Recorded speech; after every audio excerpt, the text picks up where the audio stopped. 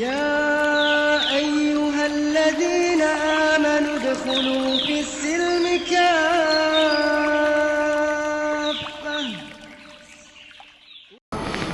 Jamaah sekalian yang dimuliakan oleh Allah Subhanahu wa taala, ada suatu akidah atau pemahaman yang sangat mendasar yang ini seharusnya dimiliki oleh setiap muslim. Satu keyakinan ataupun satu pemahaman yang wajib dimiliki oleh setiap kita sebagai seorang muslim, yaitu wajibnya kita untuk terus senantiasa berhusnudzon, berbaik sangka kepada Allah Subhanahu wa taala. Karena Nabi kita Muhammad sallallahu alaihi wasallam, jemaah, ini senantiasa mengingatkan kita semua untuk selalu menjaga berbaik sangka kepada Allah. Karena beliau mengatakan wala yamutu ahadukum illa wa huwa yuhsinu dzan bi rabbih. Dan janganlah seseorang di antara kalian meninggal dunia kecuali dia dalam keadaan berbaik sangka kepada Rabb-nya, kepada Allah Subhanahu wa taala. Maka dengan berbaik sangka, jamaah, tidak ada yang namanya putus asa dari terus berdoa kepada Allah. Dengan berbaik sangka tidak ada yang namanya putus asa dari bertawakal ataupun berikhtiar dalam menggapai kebaikan. Maka para hadirin dan hadirat yang dimuliakan oleh Allah Subhanahu wa taala, apapun keadaan kita sekarang, baik itu berupa ujian ataupun itu nikmat, maka mari kita usahakan diri kita ini senantiasa memiliki sifat memasang husnudzon, berbaik sangka kepada Rabb kita. Dan kalau kita ingin berburuk sangka, maka berburuk sangkalah kepada diri kita sendiri, sehingga kita terus menjaga sifat ubudiyah, sifat beribadatan kita kepada Allah. Semoga kaum muslimin saat ini dimanapun mereka berada, mereka dijaga oleh Allah Subhanahu wa taala. Dan mari jamaah sekalian senantiasa kita bertawakal kepada Allah, karena Allah mengatakan wa 'alallahi fatawakkalu in kuntum mu'minin. Bertawakallah kepada Allah jika kalian memang benar-benar orang yang beriman kepada Allah. Bertawakal, berdoa, berusaha, berikhtiar, ini semua tidak ada pertentangan di dalamnya, semuanya diperbolehkan selama tidak keluar dari batas syariat. Salawat dan salam senantiasa kita sanjung agungkan kepada Nabi kita Muhammad sallallahu alaihi wasallam.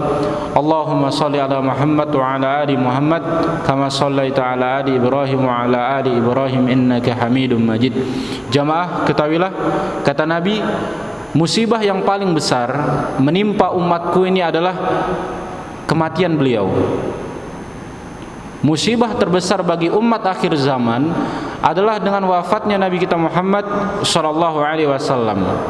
Dengan wafatnya beliau maka terputuslah wahyu dari langit. Terputuslah risalah dari langit dengan diwafatkannya Nabi Muhammad sallallahu alaihi wasallam. Maka kata Nabi, barang siapa di antara kalian tertimpa suatu musibah, ingatlah dengan kematianku ini, dengan musibah kematianku ini. Jadi jemaah, musibah yang paling besar yang harus kita ingat adalah dengan kehilangan kita dari baginda Rasulullah sallallahu alaihi wasallam.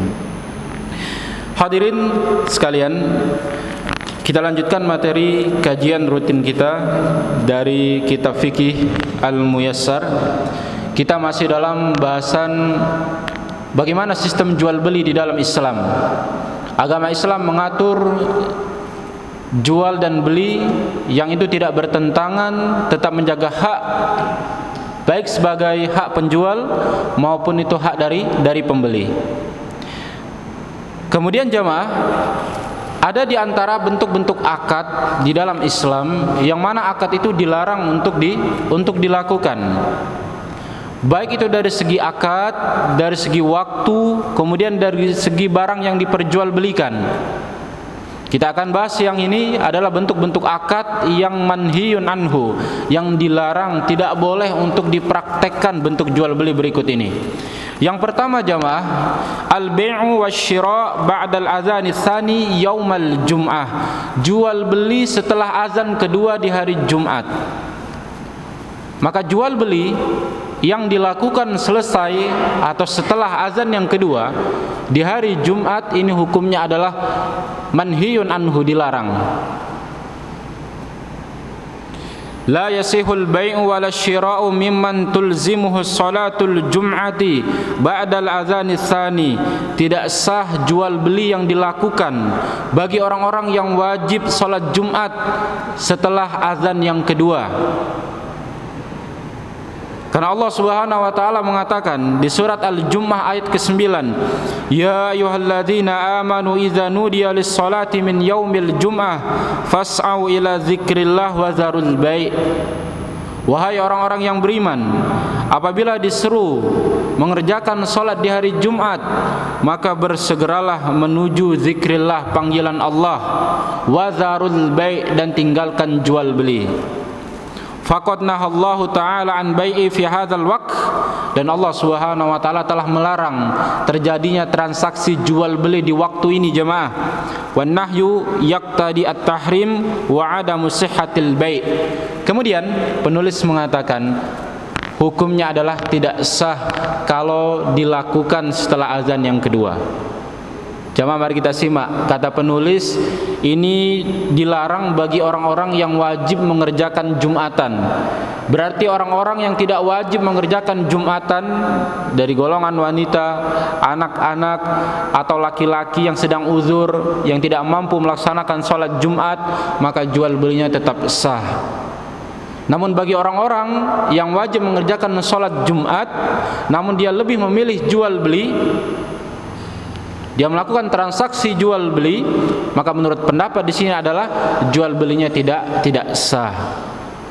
Namun di buku yang lain, di antaranya kitab Sahih Fiqh Sunnah, maksudnya larangan di sini adalah larangan itu sebagai bentuk tarhib, sebagai bentuk ancaman, jangan sampai seorang itu disibukkan dari mengerjakan sholat Jumat. Namun jual belinya tetap sah. Wallahu a'lam bishawab.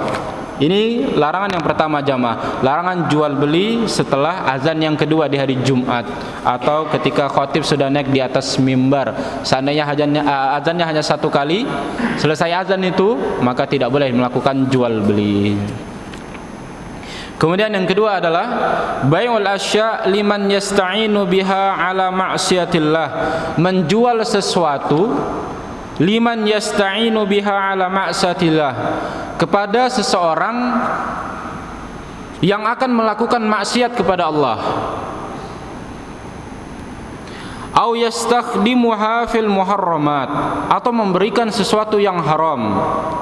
Fala yasihu bai'ul asir liman yattakhidhu khamran, maka kata penulis, tidak boleh menjual anggur kalau diketahui anggur ini akan dibuat khamar, akan dibuat minum-minuman keras atau memabukkan, maka enggak boleh menjual anggur pada waktu itu. Padahal jamaah, hukum asal dari menjual anggur adalah boleh. Ya.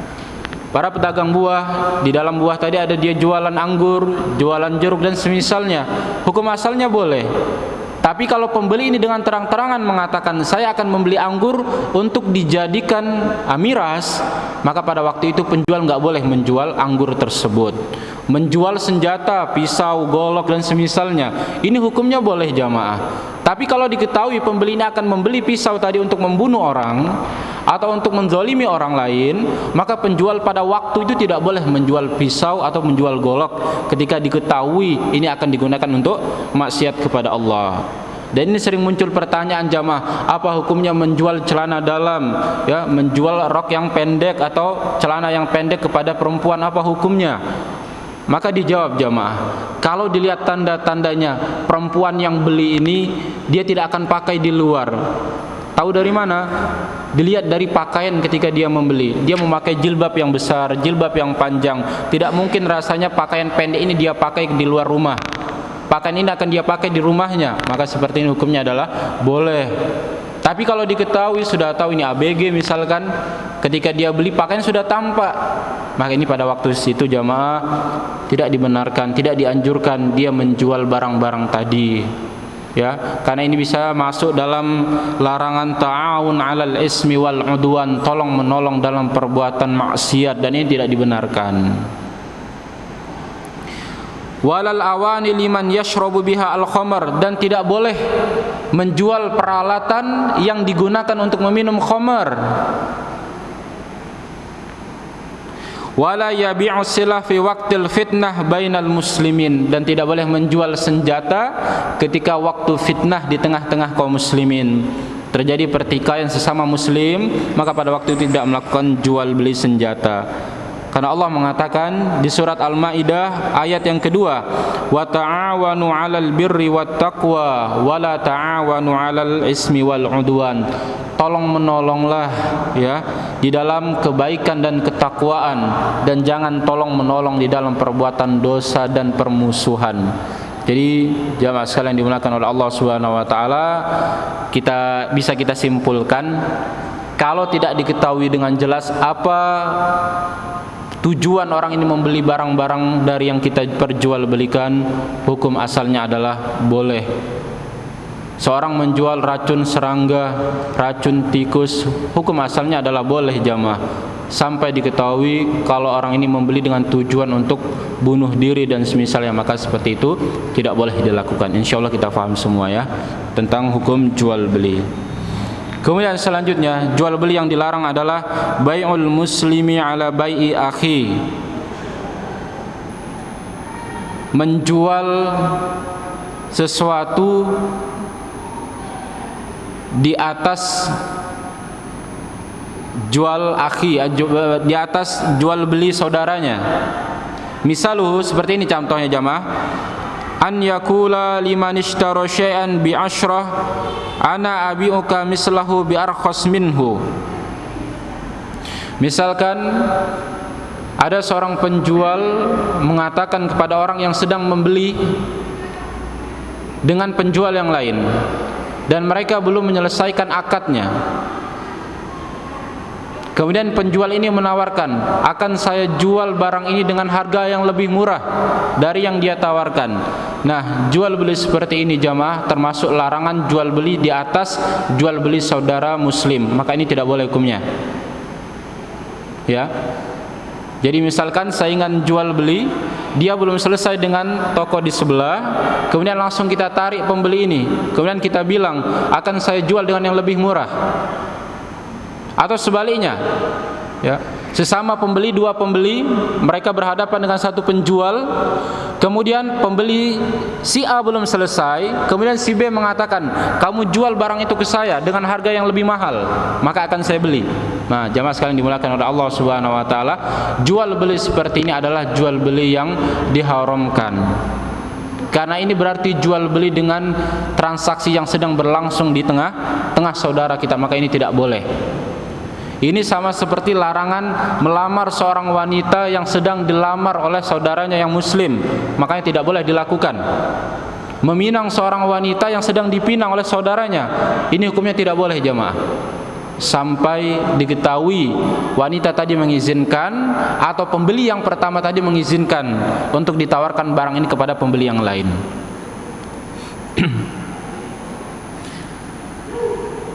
Dalilnya adalah hadis dari Ibnu Umar radhiyallahu anhuma, qala Rasulullah sallallahu alaihi wasallam, wala yabi' ba'dukum ala bai'i ba'din. Janganlah kalian menjual sesuatu di atas jual beli selain kalian atau di antara kalian, maka ini juga tidak boleh jamaah. Dan termasuk di dalamnya adalah jual beli, membeli sesuatu yang sedang dibeli oleh orang lain. Kalau begitu jemaah, apa hukum jual beli lelang? Apa hukum jual beli lelang? Yang mana pembeli yang pertama menawar dengan harga, kemudian pembeli kedua dengan harga yang lebih tinggi, lebih tinggi, lebih tinggi, lebih tinggi, lebih tinggi. Apakah seperti ini termasuk dalam jual beli yang sedang berlangsung dengan saudaranya? Jangan sekalian dimuliakan oleh Allah, ini namanya bai'ul muzayadah, jual beli yang terus bertambah. Jual beli muzayadah telah diketahui, baik dari semua pembeli telah tahu bahwasannya harga yang paling tinggi itu yang akan dilakukan jual beli. maka ketika dia menawarkan dengan harga kemudian ada yang lebih tinggi dari dia, maka pada waktu itu juga dia harus siap untuk menerima bahwasannya tawaran dia ini secara otomatis tertolak dari transaksi jual beli tadi.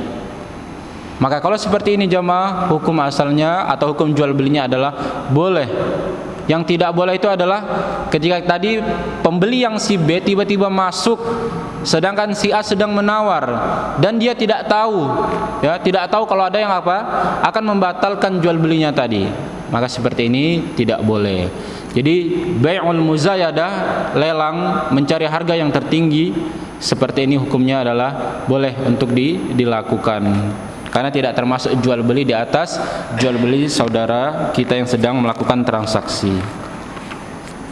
Baik, itu ringkasannya. Selanjutnya jamaah, jual beli yang selanjutnya adalah bai'ul inah, jual beli inah. Salah satu nama dari transaksi ribawi. Gambarannya seperti ini. An yabi'a syakhsun sil'atan li akhar bisamanin ma'lumin ila ajalin. Seseorang menjual barang dengan kredit terhadap orang lain. Summa yashtariyaha minhu al-ba'i bisamanin hadir aqal. Kemudian penjual tadi membeli kembali barang ini dengan harga lunas namun lebih murah dari harga yang dia kreditkan di awal. Wa fi nihayatil li ajli yadfa'ul mushtari as-saman al-awwal. Dan pembeli tadi tetap memiliki kewajiban untuk melunasi jual beli kredit yang sudah dia ambil tadi di awal. Misalkan kan bai'i ardon bi 50 alfa yadfa'uha ba'da sana summa yashtariha al-ba'i minhu bi 40 alfa naqdan. Contohnya jual beli tanah dengan kredit seharga 50.000. Kemudian penjual tanah tadi kembali membeli tanah yang sudah dia jual dengan kredit dengan harga yang lebih murah, yaitu dengan 40.000, namun dilakukan dengan tunai. Maka pembeli tanah tadi memiliki kewajiban harus melunasi 10.000 lagi. Maka dari sini jamaah yang dimuliakan oleh Allah Subhanahu wa taala, inilah jual beli ainah, jual beli yang di dalamnya mengandung riba. Seolah-olah pembeli tadi meminjam 40.000 namun mengembalikan 50.000. Jelas ya insyaallah gambarannya jamaah ya. Jual beli kredit, kemudian barangnya dibeli lagi sama penjual yang pertama tapi dengan harga yang lebih murah tapi dengan kontan. Ya, maka pembeli tetap memiliki kewajiban tadi. Nah, ini seperti ini tidak boleh. Ini jual beli ainah, jual beli riba. Dan ini masuk dalam ancaman Nabi, iza tabaya'tum bil inah, jika kalian masih melakukan akad inah, jual beli seperti ini, Allah akan turunkan kehinaan di tengah-tengah kalian. Maka mari tinggalkan praktek-praktek jual beli seperti ini. Kemudian selanjutnya, jual beli yang selanjutnya adalah bai'ul mabi' qabla qabdihi, menjual barang yang belum dimiliki. Menjual barang yang belum dimiliki sepenuhnya.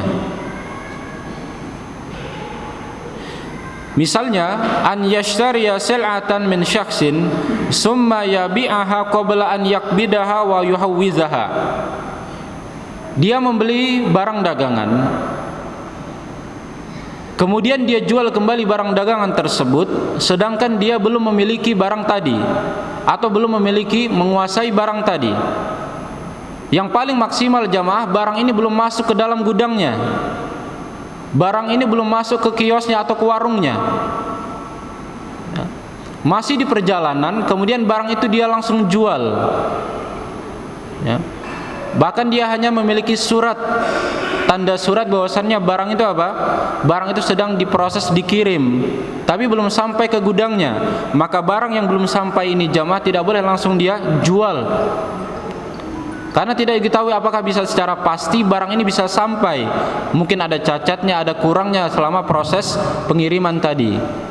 Jadi sampai barang itu masuk dulu ke dalam gudang, baru boleh dilakukan jual beli. Inilah cara jual beli yang paling selamat. Adapun sistem yang lebih zaman modern sekarang seperti ini jamaah, namanya drop shipping. atau sistem samsarah, makelar. Dia hanya sebagai makelar, hanya sebagai agen. Barang itu ada di gudang, belum ada di rumah dia. Tapi gudang itu sudah ada kerjasama dengan samsara ini, makelar ini atau agen ini. Maka jual seperti ini diperbolehkan, kan dia telah memiliki wakil dari pemilik barang yang sah tadi. Adapun jual beli barang yang belum dia miliki, ya khawatir barang ini hilang dan yang semisalnya, maka yang paling afdal barang tersebut sampai terlebih dahulu.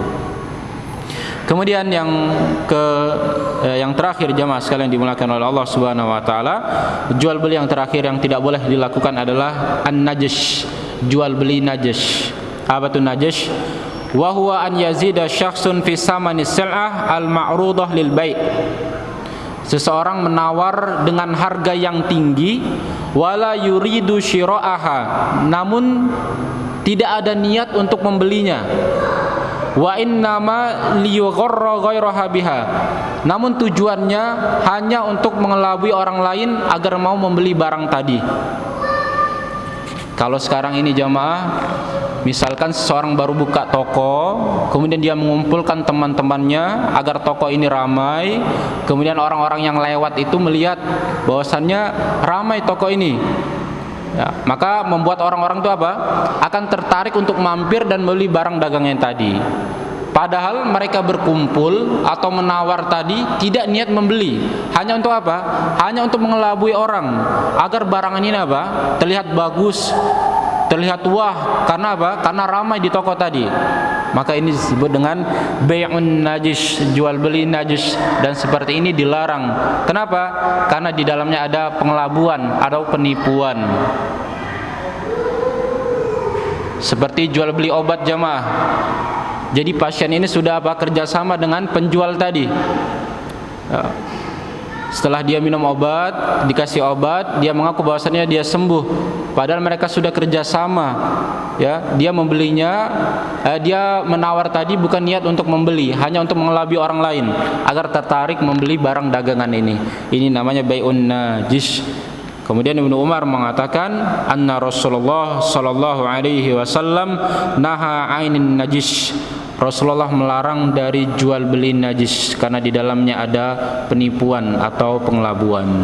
Nah, jamaah sekalian dimuliakan oleh Allah Subhanahu wa taala, itulah bentuk-bentuk jual beli yang dilarang, tidak boleh untuk dilakukan, dan termasuk di dalamnya adalah menjual sesuatu yang haram untuk dimakan, bangkai, ya, darah, daging babi, anjing, kucing dan semisalnya, maka ini semua dilarang untuk diperjualbelikan.